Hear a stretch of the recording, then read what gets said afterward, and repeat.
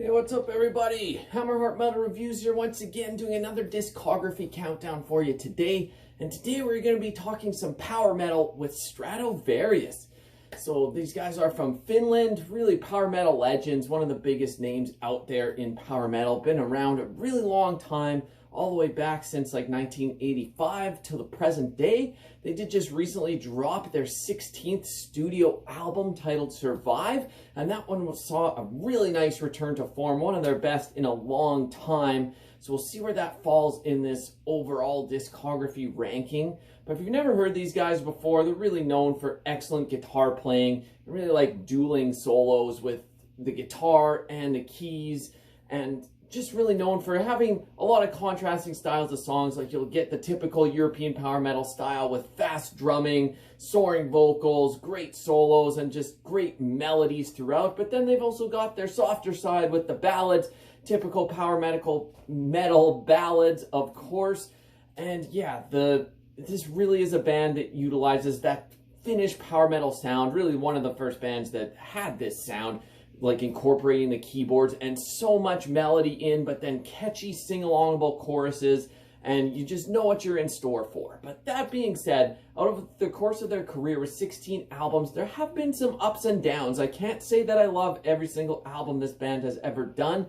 They've definitely had a span in their career where they were releasing hit after hit, but then it took a little bit of a dip. But maybe they've had a little bit late career resurgence, in my opinion. So I'll go through all 16 of these albums from my least favorite down to my favorite. So without further ado, let's just get right into this. So coming in last place, my least favorite Stratovarius album is their self-titled album, Stratovarius, from 2005. So this was actually the last album to feature Timo Tolkki, who was their longtime guitar player and principal songwriter. There was a lot of drama going on with the band around this time, like who was going to keep the Stratovarius name. And yeah, so this was his last album, and it is a mess. Honestly, I do not like this album at all. There's not much saving grace here that I can say about this album. If you haven't heard these guys before, I would say skip this album altogether. It just feels really uninspired. The pace has kind of slowed down from it. Like, there's not that many up-tempo songs on here. The solos are really lacking. It just doesn't sound interesting. It's a very bland album, and in my opinion, it's pretty bad.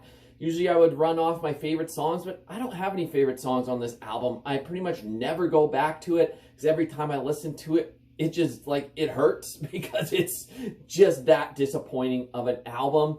So yeah, nothing really positive for me to say about this one. I don't like it at all. If you do, hey, more power to you, but for me, this was a very easy choice for what was coming in last place. Up next in 15th place, I'm actually going with the album right after that, which was from 2009, titled Polaris. So this one did see the introduction of a new guitarist, Matthias Kupianen. Probably mispronouncing that, so I apologize. Obviously had big shoes to fill, filling in for Timo Tolkki, but yeah, very accomplished guitar player here. That is not why I'm putting this in 15th place. This just feels a little unfocused. You could tell that the new lineup of the band was really trying to find themselves, maybe create a new identity. It shifts styles from song to song a little bit too much. It's definitely better than the previous album that I just talked about. This one's more on the like power metal mixed with prog metal style of things. I wouldn't call this a straight ahead power metal album by any means. But yeah, there's still a couple decent songs on here, like Blind, Forever Is Today. All in all, this one is okay. I don't really go back to it a ton because they just have much better stuff. And if I'm in a Stratovarius mood, I'm going to listen to a different album than this. But nonetheless, there is at least a little bit of redeeming qualities on this album. Up next at number 14, I'm going to go to 2003 with Elements Part 2. So this was the second part of a two-album theme, I suppose. And this one really does have a similar vibe to Part 1. Definitely not their best. I feel like it's a little bit lackluster and flat. It does have a very like moody and melancholic feeling throughout, which is a little bit different for them. They're kind of known for almost being on the like happy poppy side of power metal. So this one does have a little bit of a different vibe, which is okay. I don't really love Part 1 or Part 2, which you'll see. Spoiler alert, I'm getting to Part 1 right after this. But yeah, I'm not sure which one is actually worse. I don't really love these albums. They're a little too inconsistent for me. If I had to pick favorite songs on here, I'm Still Alive, know the difference. But all in all, another one that I don't go back to a ton. So up next at number 13, I kind of already spoiled it, Elements Part 1, which is also from 2003. So this one, the reason I'm ranking like Elements Part 1 and Elements Part 2 a little bit lower on here, it just was starting to sound a little bit too similar to stuff that they had done before. It wasn't really any fresh ideas here, almost just recycling and copying themselves, if that makes sense. Like, there's still some great songs here, but overall it's just not as strong as their best. It's a little inconsistent, and some of the songs, they miss with a few of them. There's some hits, but there's some misses here for sure.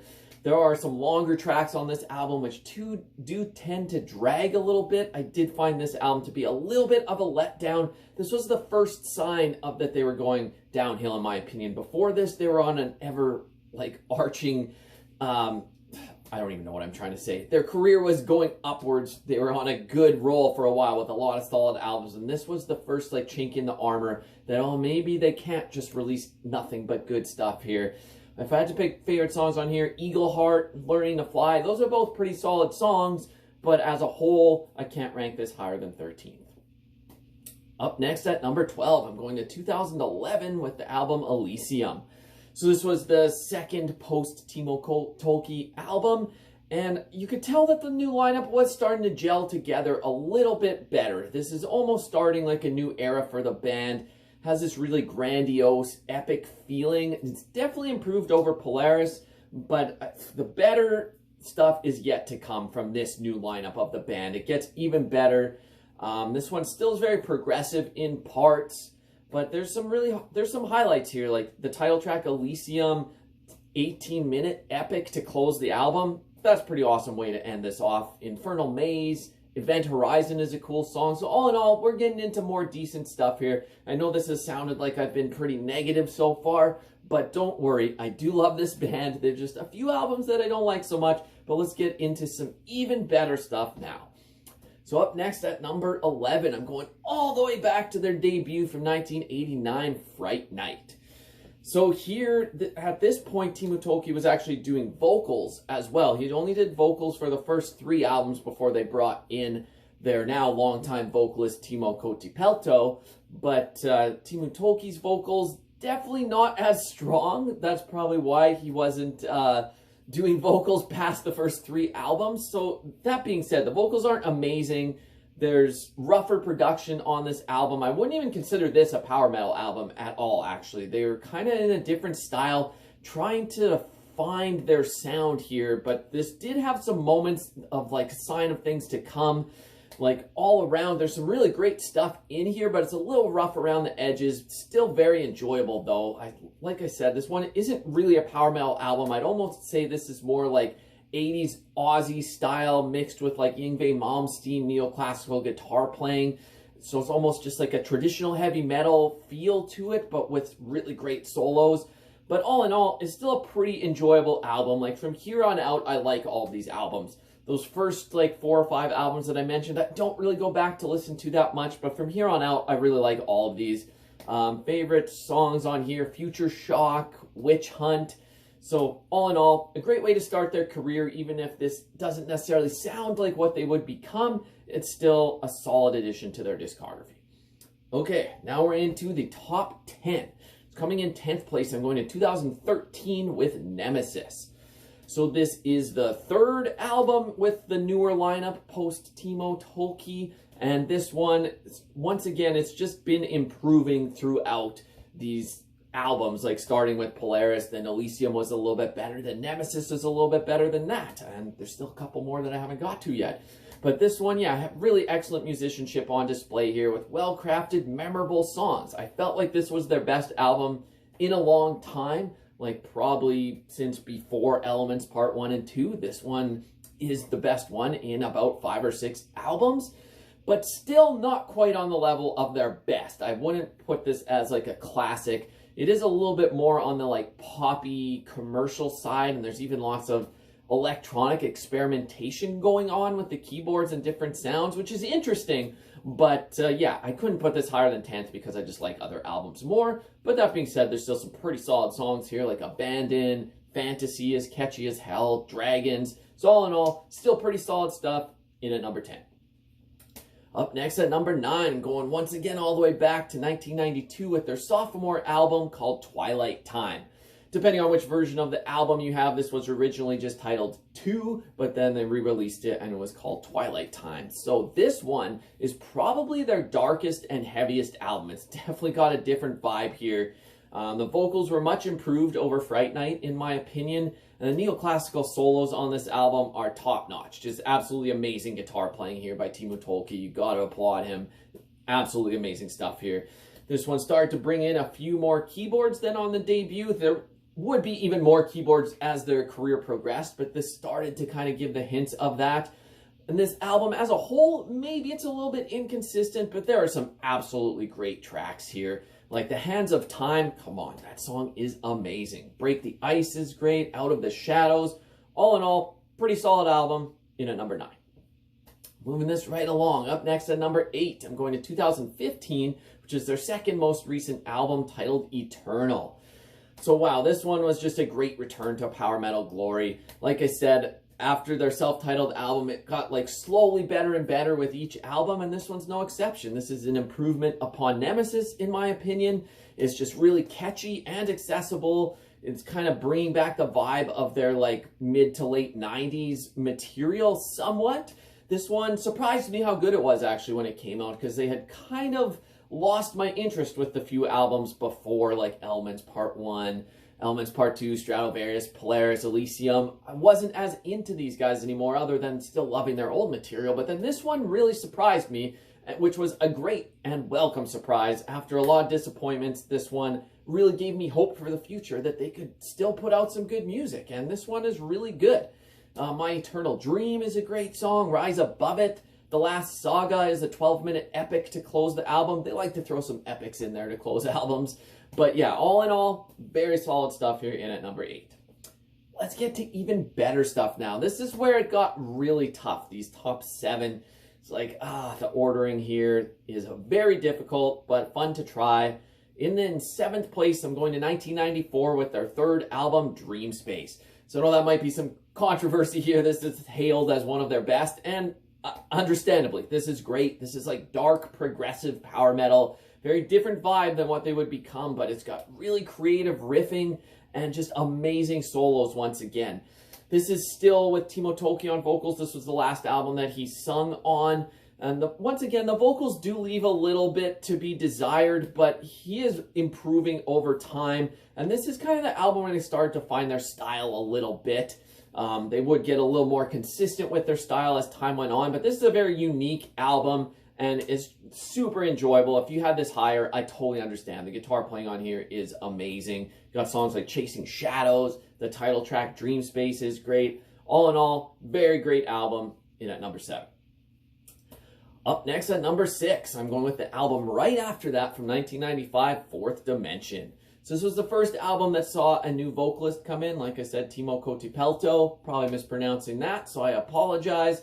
And this one, so it saw Timo Tolkki not do vocals anymore, still does some backing vocals, but just focusing on the guitar. And this very much has like a transitional type of feel to this album, kind of blending their early era of those first 3 albums with what they would become later. This is almost like, once again, influences of like 80s Aussie, but then meets the speed of Halloween and kind of combining it together, and you get that melodicism with now soaring power metal vocals, and it really works well. The vocals are so much improved here. Can't emphasize that enough. The vocalist is absolutely great here, and he's been with them the rest of the time since this 4th album. This was really the start of a new era for the band, obviously with the injection of the new vocalist, and this is just really solid, catchy power metal. It still kind of has a little bit of the remnants of the style from like Dream Space and Twilight Time, but with better vocals, and it's just really starting to become the power metal masters that they eventually did become. Against the Wind, one of my favorite Stratovarius songs ever, probably. The instrumental, Stratovarius, so amazing. Tolkien's guitar playing is out of this world on that. Twilight Symphony is a great song as well. All in all, stellar stuff. Could be even higher than 6, but for today, it's in there at 6. Okay, now we're into the top 5. You'll notice I haven't even talked about the brand new album yet. Well, it's coming in right here in 5th place from this year, their new album, Survive. So this one to me is clearly their best album of their new era, like post 2005. It's just been getting better and better, and this one, wow. Like, consistency had been a problem on some of the preceding albums where there might be a few good songs, but then maybe a couple songs that let down. But I find this album to just be consistent front to back. Like, every single song here is catchy. You'll be singing along. The songwriting is really strong on this album. These songs are going to stick in your head, and you're going to be singing along instantly, like even if you just listen to it a few times. At this point, I feel like this new lineup has truly gelled and found their rhythm now, and they're really crafting the most interesting and best songs that they have in quite some time. Like, can name every song on here as being one of my favorites because it's all that good. But like Survive, Glory Days, Broken, Voice of Thunder is a long epic once again to close the album. All in all, really impressed with this album. That's why it's in at number 5. Okay, 4 more albums to go. Whew, this is where it gets really juicy. These ones are easily my 4 favorite Stratovarius albums, and they were all in a row from 1996 to the year 2000, these 4 albums. But what order am I going to put them in? This is my favorite era of the band. They just, I couldn't miss here. But let's find out. Coming in at number 4, I'm going to the album from the year 2000 titled Infinite. So this one, wow, just energetic, optimistic power metal. So much melody. This album maybe saw the speed cut back a little bit to some more mid-paced stuff. Maybe it has a little bit more of an epic nature. There's still some speedy songs, though, don't get me wrong. Maybe has a little bit more of a commercial or accessible direction, but that also brought them a lot more fans. Like, these songs are so strong and catchy and sing-alongable. It's just power metal joy. This album features probably their most well-known song, Hunting High and Low. It's just, I can't say it. You have to sing it because it's that fucking sing-alongable. Millennium is a super underrated song, which is awesome. Phoenix as well. All in all, awesome power metal album in here at number 4. Up next at number 3, I'm going with the album right before that from 1998 titled Destiny. So this one did actually bring in a little bit of like progressive metal in parts. It's almost like the melodicism and power metal of Halloween meets the progressiveness of a band like Queensryche, and with neoclassical guitar playing a la Yngwie Malmsteen. Kind of blend all those sounds together, and this is the result. You've got a couple long epic songs that kind of bookend the album, and very varied songwriting throughout this whole thing. This is a logical follow-up to the couple albums that preceded it that I haven't talked about yet, but all in all, this is just solid melodic power metal, super epic, enjoyable album. It's got songs like Destiny, which is the 10-minute opener, Anthem of the World, it's a 10-minute closer. Like I said, some epic songs to bookend the album, but then other great songs like 4,000 Rainy Nights, No Turning Back. All in all, amazing album here in at number 3. Okay, that leaves 2 albums to go. What order is it gonna be? This is really tough.